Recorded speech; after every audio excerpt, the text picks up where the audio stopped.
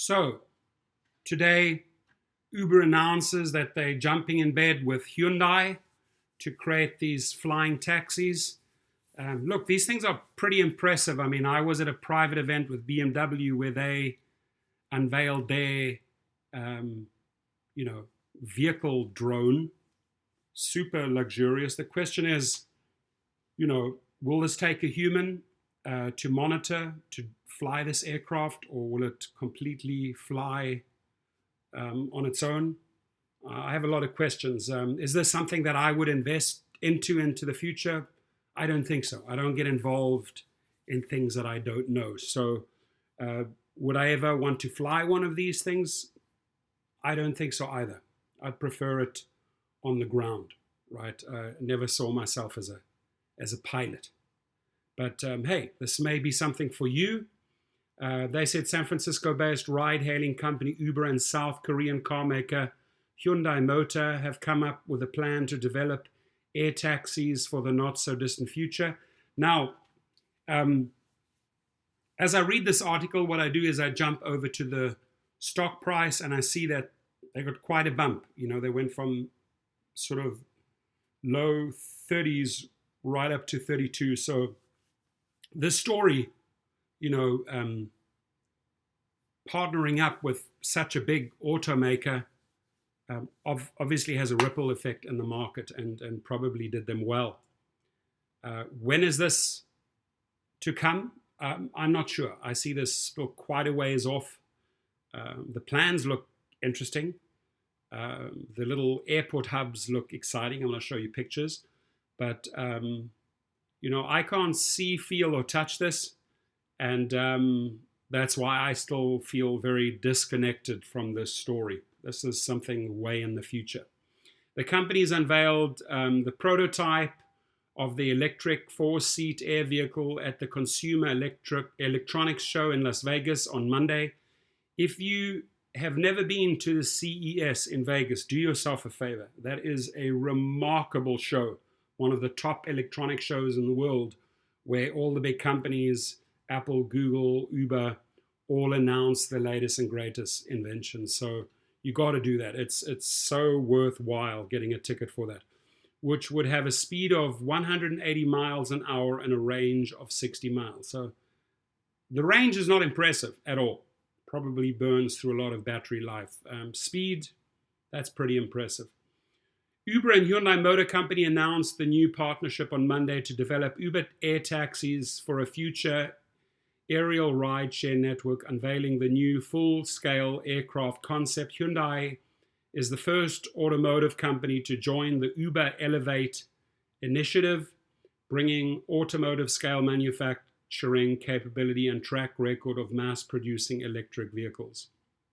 The air vehicle concept Hyundai released was created in part through Uber's open design process, a NASA-inspired approach that jumpstarts innovation by publicly releasing vehicle designs so that any company can use them to innovate their air taxi models, Hyundai stated in a release. Very interesting. Uber first announced its intention to build a network of small electric aircraft that take off and land vertically in 2016. The company plans to begin testing the aircrafts this year. Right, there it is, right? See this little plane aerial vehicle flying in. Here are the little terminals. Hey, good luck. There's going to be a small little disaster along the way. I think it's pretty early that they're going to start testing them this year. Didn't they learn their lesson in Phoenix, right? And from what I now know, and back then I said, hey, they should build a park. Remember I said that outside of Phoenix, some remote area, couple of 100 acres, and they should test it there. I said this ages ago, I think 2 years ago. And just the other day they announced that. So, interesting how you can sometimes call things, right? Hyundai Worldwide announces we have presented Smart Mobility Solution, SMS, UAM PBV Hub to vitalize future cities at the CES 2020. Our aim is to shape a future city where people are free from constraints of time and space and to create more value, right? You can check the link there. As part of the partnership, Hyundai stated that it would produce and deploy the air vehicles, while Uber would provide airspace, support services, connections to ground transportation, and customer interfaces through an aerial rideshare network.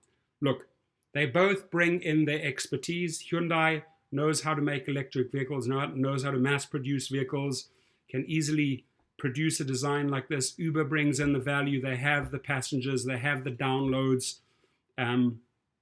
It's a pretty smart marriage if you think of it, right? Will it hurt drivers in the future? Absolutely, right? I don't think that every driver is going to transition into this arena. Let's face it, right? So again, I don't think this is an overnight thing. They haven't figured out anything as far as the air goes, the airwaves, who occupies what space. Right now, we just know that there's certain flight patterns in place for planes with the federal aviation, right? But how will this all fit in? Good, we need some answers here. Hyundai is our first vehicle partner with experience of manufacturing passenger cars on a global scale. Eric Allison, head of Uber Elevate, said in a statement, "We believe Hyundai has the potential to build Uber air vehicles at rates unseen in the current aerospace industry, producing high quality, reliable aircraft at high volumes to drive down passengers' cost per trip." Now, am I a big fan of Hyundai? Not at all. I think the cars are extremely cheaply manufactured, mass produced. I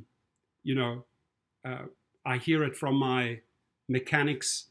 They'll give you the stories on Hyundai. It's made up with crappy products, right? Cost is kept low. I can understand why it may be an attractive car for the rideshare industry because the costs are kept very low. But listen, Hyundai ain't no Toyota. Hyundai is not a BMW. So this is about building lots of aircraft very inexpensively. Quality, hate to say it, sorry, South Korea, but this ain't a good car, right? If I was them, I would stick to phones.